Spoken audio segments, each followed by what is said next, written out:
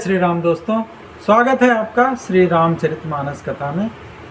पिछले भाग में हमने देखा कि भगवान शंकर ने पार्वती जी को बताया कि किस किस कारण से भगवान का जन्म हुआ था, और फिर अब अंत में इसके बाद अब राम कथा शुरू करने जा रहे हैं। वही कथा जो कि याज्ञवल्क्य मुनि भरद्वाज मुनि को सुना रहे हैं, याज्ञवल्क्य ऋषि, और वही कथा हम तुलसीदास जी ने जो वर्णन किया है हम आगे शुरू करते हैं। चलिए आज की कथा देखते हैं। भरद्वाज सुनि शंकर बानी, सकुचि सप्रेम उमा मुस्कानी। लगे बहुरी बरने वृष केतु, सो अवतार भयउ हेतु। याज्ञवल्क्य ऋषि भरद्वाज कहते हैं, भरद्वाज शंकर जी के वचन सुन के पार्वती जी सकुचा गई और प्रेम सहित मुस्कुराई, और फिर वृषकेतु भगवान शिव जी जिस कारण से भगवान का यह अवतार हुआ था उसका वर्णन करने लगे। सो मैं तुम सन कहूँ सब, सुनु मुनि से मन लाई। राम कथा कलिमल हरनी, मंगल करनी सुहाय। हे मुनीश्वर भारद्वाज, मैं वह सब तुमसे कहता हूँ, मन लगा के सुनो जो कि शंकर जी ने पार्वती जी को बताया। श्री रामचंद्र जी की ये कथा कलयुग के पापों को हरने वाली और कल्याण करने वाली और अत्यंत ही सुंदर। स्वयंभू मनु अरु सतरूपा, जिनते भय नर सृष्टि अनूपा। दंपति धर्म आचरण नीका, अजहु गाव श्रुति जिनके लीका। स्वयंभू मनु और उनकी पत्नी शतरूपा, जिनसे कि मनुष्यों का यह अनुपम सृष्टि रचना हुई है, इन दोनों पति पत्नी के धर्म और आचरण बड़े अच्छे थे और आज भी वेद उनकी मर्यादा का गुणगान किया करते हैं। नृप उत्तान पाद सुत तासु, ध्रुव हरि भगत भयउ सुत जासु।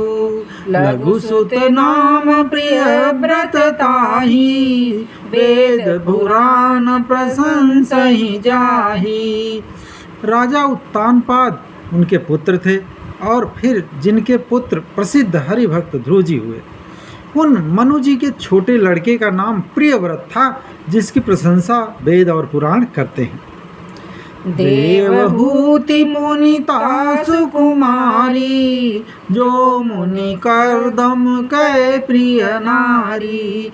आदि देव प्रभु दीन दयाला, जठर धर उजहि कपिल कृपाला। फिर देवहूति उनकी कन्या थी, जो कि करदम मुनि को प्यारी पत्नी हुई, और जिन्होंने आदि देव दीनों पर दया करने वाले समर्थ एवं कृपाल भगवान कपिल को गर्भ में धारण किया था। सांख्य शास्त्र जिन प्रगट बखाना, तत्व विचार निपुण भगवाना। तेहि मनुराज कीन बहु काला, प्रभु आयसु सब विधि प्रतिपाला। तत्वों का विचार करने में अत्यंत निपुण जिन कपिल भगवान ने सांख्य शास्त्र का प्रकट रूप में वर्णन किया, उन स्वयंभू मनु जी ने बहुत समय तक राज्य किया और सब प्रकार से भगवान की आज्ञा और शास्त्रों की मर्यादा का पालन किया। होय न विषय विराग, भवन बसत भा चौथपन। हृदय बहुत दुख लागे, जन्म गयउ हरि भगति बिनु। घर में रहते हुए उनका बुढ़ापा आ गया मनु का, किंतु विषयों से वैराग्य नहीं होता। ऐसा सोचकर क्योंकि मन में बड़ा कष्ट हुआ कि भगवान की भक्ति के बिना ये पूरा जन्म व्यर्थ ही चला जा रहा है।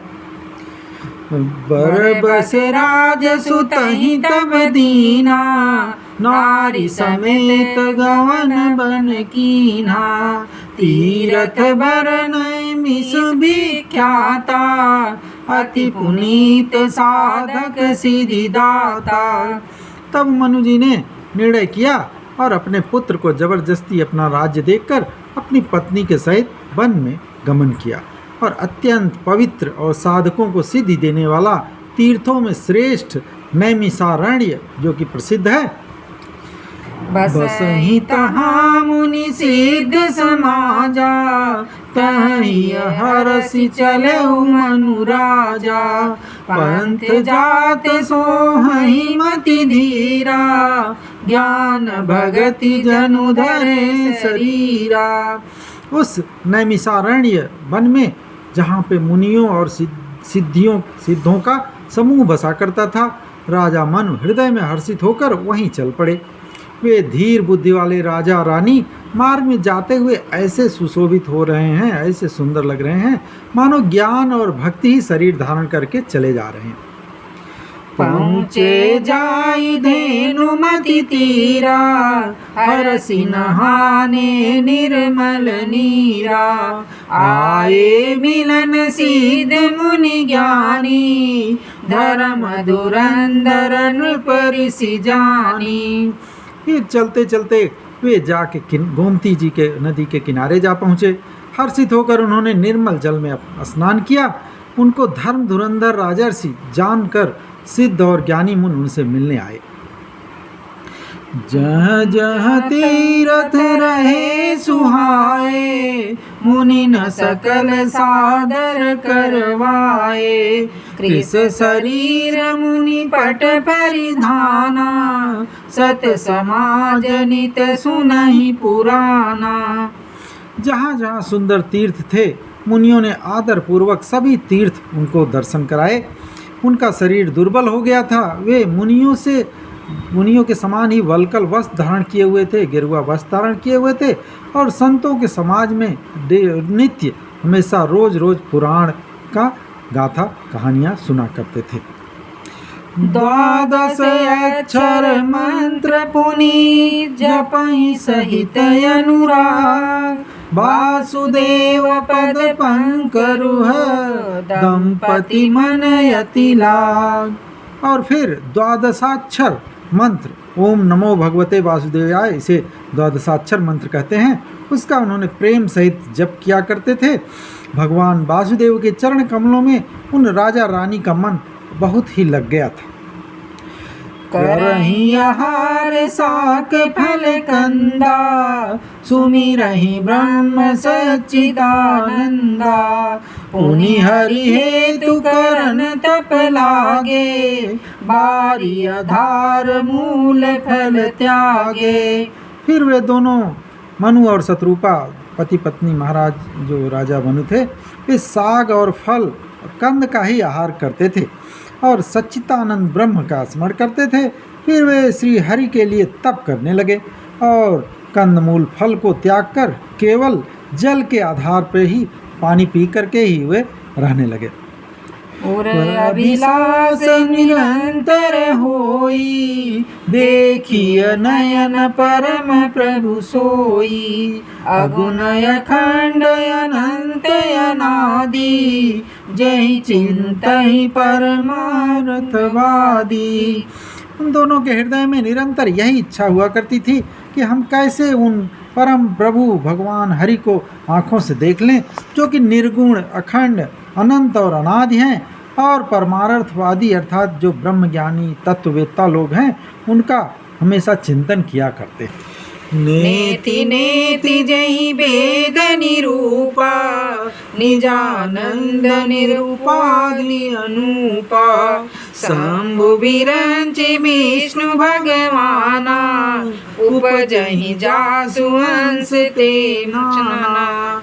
जिन्हें वेद नेति नेति अर्थात ये भी नहीं ऐसा कहकर जिस ब्रह्म की वर्णन किया करते हैं, वो आनंद स्वरूप उपाधि रहित बिना किसी उपाधि के और अनुपम हैं और जिनके अंश से ही अनेकों शिव ब्रह्मा और विष्णु भगवान प्रकट हुआ करते हैं। ऐसे प्रभु सेवक बस आई, भगत हेतु लीला तनु गई। जाऊं यह बचन सत्य श्रुति भाषा, तऊ हमार पूजी नहीं अभिलाषा। ऐसे महान प्रभु भी सेवक के बस में होते हैं और भक्तों के लिए अपना लीला विग्रह धारण किया करते हैं। यदि वेदों में यह वचन सत्य कहा है तो हमारी अभिलाषा अवश्य पूरी होगी। ऐसा मनु और शत्रुपा ऐसा रोज रोज विचार करके भगवान की तपस्या कर रहे हैं। यही विधि बीते बरस खट सहस बारी आहार, संवत सप्त सहस्त्र पुनि रहे समीर आधार। इस प्रकार मनु और शत्रुपा यही भगवान हरि की तपस्या करते हुए, उनकी दर्शन की अभिलाषा करते हुए जल का आहार करते करते 6000 साल बीत गए। फिर 7000 वर्ष वे केवल जल भी छोड़ दिए, केवल वायु सांस लेकर के ही तपस्या करते रहे। बरस सहस दस त्यागे सोऊ, ठाड़े रहे एक पद दो। विधि हरिहर तप देखी अपारा, मनु समीप आहे बहुबारा। फिर 7000 वर्ष वो केवल सांस लेकर के रहे, हवा पी के रहे। इसके बाद फिर 10,000 वर्ष तक बिना हवा सांस लेना भी छोड़ दिया उन्होंने, केवल एक पैर पे खड़े रहे। इस तरह जो है कठिन तपस्या देख करके, ऐसे ही जब तक कठिन तपस्या हम नहीं करेंगे भगवान के दर्शन नहीं हो सकते। और इस तरह की उनकी कठिन तपस्या को देख करके ब्रह्मा जी, विष्णु और शिव जी कई बार मनु जी के पास आकर के देखे कि भाई कितने कठिन तपस्या ये मनु और शत्रुपा कर रहे हैं। मांगहु बर बहु भांति लोभाए, परम धीर नहीं चलहि चलाए। अस्थि मात्र होई रहे शरीरा, तदपि मनागम नहीं पीरा। फिर इस प्रकार आके ब्रह्मा विष्णु महेश तीनों उनको जो है लालच दिए कि क्या चाहिए बताओ, कुछ तपस्या वर मांग लो। लेकिन वो इतने धैर्यवान राजा रानी थे कि वो ये अपने तप से बिल्कुल हिले नहीं और उनकी बस एक ही इच्छा थी कि भगवान के दर्शन हो। यद्यपि उनका शरीर हड्डियों का ढांचा मात्र रह गया था, फिर भी उनके मन में जरा भी कष्ट नहीं हुआ। प्रभु सर्वज्ञ दास निज जानी, गति अनन्य तापस प्राणी। मांगु मांगु बरु भय न बेबानी, परम गंभीर कृपामृत सानी। सर्वज्ञ प्रभु ने अनन्य गति आश्रय वाले तपस्वी राजा रानी को अपना दास समझा और तब उन्होंने परम गंभीर और कृपा रूपी अमृत से सनी हुई आकाशवाणी हुई, यह राजा आपकी तपस्या से मैं प्रसन्न हूँ, वर मांगो। मृतक जियावनि गिरा सुहाई, श्रवण रंध्र होई उर जब आई। हेष्ट पुष्ट तन भय सुहाए, मानहु अबहि भवन ते आए। ये आकाशवाणी मुर्दों को भी जिंदा कर देने वाली थी और उसके कानों, वो जो है वाणी उनके कानों के छेदों से होकर जब हृदय में आई, तब दोनों राजा रानी के शरीर ऐसे सुंदर और हृष्ट पुष्ट हो गए मानो अभी अभी घर से आए हों, जबकि वो तपस्या के कारण हड्डियों का ढांचा भर रह गया था।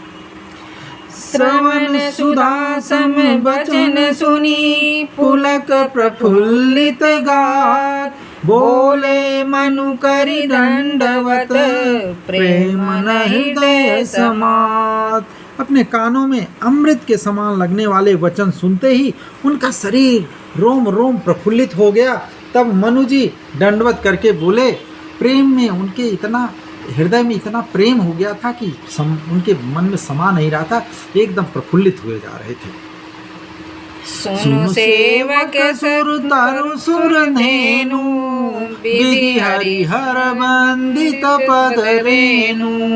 सेवत सुलभ सकल सुखदायक, प्रणत पाल सचराचर नायक।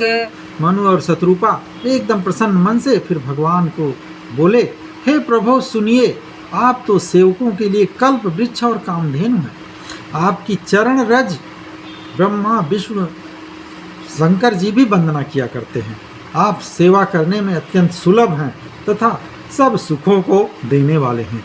आप शरणागत के रक्षक और सभी जड़ चेतन के स्वामी हैं।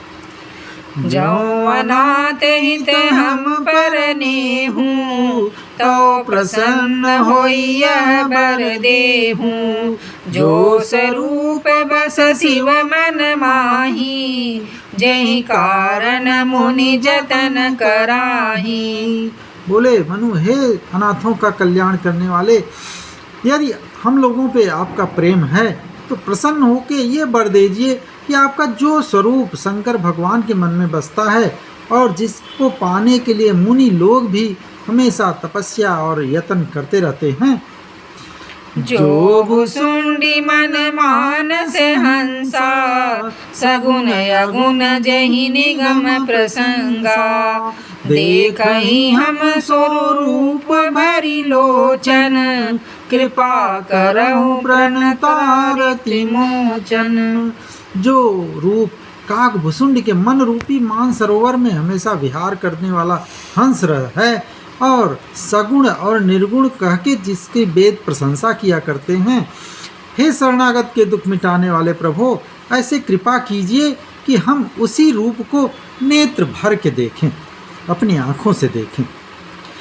दंपति वचन परम प्रिय लागे, मृदुल विनीत प्रेम रस पागे। भगत बचल प्रभु कृपा निधाना, विश्वास प्रगटे भगवाना। राजा रानी के ऐसे कोमल और विनय युक्त प्रेम से भरे हुए वचन भगवान को अत्यंत प्रिय लगे और भक्त वत्सल भक्तों को प्रेम करने वाले कृपा निधान संपूर्ण विश्व के निवास स्थान यानी समस्त विश्व में जो व्याप्त हैं, ऐसे सर्वसमर्थ भगवान प्रकट हो गए। नील सरोरुह नील मणि, नील निरधर श्याम। लाजहि तन शोभा निरखी, कोटि कोटि सतकाम। भगवान जो प्रकट हुए उनके नीले कमल और नीलमणि और नीले जलयुक्त मेघ के समान कोमल प्रकाशमय और सरस श्यामल वर्ण देख करके उस ऐसे शरीर की शोभा देखकर करोड़ों कामदेव भी लज्जित हो जाएं। शरद मयंक बदन छवि सीवा, चारु कपोल चिबुक दर गीवा। अधर अरुण रद सुंदर नासा, विदुकर निकर विनीतक हासा। उनका मुंह जो है पूर्णिमा के चंद्रमा के समान सुंदर सीमा स्वरूप में था। गाल और ठोड़ी अत्यंत सुंदर थे। गला शंख के समान और जैसे त्रिरेखा युक्त उतार चढ़ाव वाला शंख होता है वैसा ही गला था। लाल लाल होंठ, दांत और नाक अत्यंत सुंदर थे और उनकी हंसी जैसे चंद्रमा की किरणावली को भी लज्जित कर रही है। नवयंबुज अम्बग छबिनी की, चितवनी ललित भावती जी की। भ्रिकुटी मनोज चाप छविहारी, तिलक ललाट पटल दुतिका। उनके नेत्रों की छवि ऐसी थी जैसे नए नए खिले हुए कमल एक अत्यंत सुंदर लग रहे थे। मनोहर चितवन जी को अत्यंत प्यारी लग रही थी। टेढ़ी भौहें कामदेव के धनुष की शोभा को हरने वाली थी। ललाट फल पे प्रकाशमय तिलक विराजमान था। ऐसे सुंदर भगवान थे। कुंडल मकर विकुट सिर भ्राजा, कुटिल केस जनु मधुप समाजा। उर्सी वत्सरुचिर बनमाला, पदिक हार भूषण मणि जाला। भगवान के कानों में मछली के आकार के समान कुंडल, सिर पर मुकुट सुशोभित हो रहा था। उनके टेढ़े घुंघराले काले बाल ऐसे सघन थे मानो भंवरों के झुंड हो। हृदय पर उनके श्रीवत्स सुंदर वनमाला, रत्न जटित हार और मणियों के आभूषण सुशोभित हो रहे थे। के हरिकंदर चारु जनेऊ, बाहु विभूषण सुंदर ते, करी कर सरिस सुभग भुज दंडा, कटिनि संग कर सर को दंडा। सिंह के समान उनकी गर्दन थी, सुंदर जनेऊ विराजमान था, भुजाओं में जो गहने थे वे भी अत्यंत सुंदर लग रहे थे। हाथी की सूंड के समान उतार चढ़ाव वाले सुंदर भुजदंड थे, कमर में तरकस और हाथ में बाण और धनुष शोभायमान हो रहे थे। तड़िक विनिंदक पीत पट, उदर रेख बर तीन, नाभि मनोहर लेति जनु, जमुन भंवर छवि छीन। उनका सोने का वर्ण प्रकाशमय पीतांबर बिजली को भी लजाने वाला था। पेट पर सुंदर 3 रेखाएं त्रिवली बनी हुई थी। नाभि ऐसी मनोहर थी मानो यमुना जी के भंवरों की छवि को भी छीन ले रही हो। पद राजीव बरनि नहीं जाही, मुनि मन मधुप बसई जिन माही, वाम भाग शोभति अनुकूला, आदि शक्ति छवि निधि जग मूला। उनमें मुनियों के मन रूपी भंवरे बसते हैं। भगवान के उन चरण कमलों का तो वर्णन ही नहीं किया जा सकता। भगवान के बाएं भाग में सदा अनुकूल रहने वाली शोभा की राशि, जगत की मूल कारण रूपा आदि शक्ति श्री जानकी जी सुशोभित हो रही थी।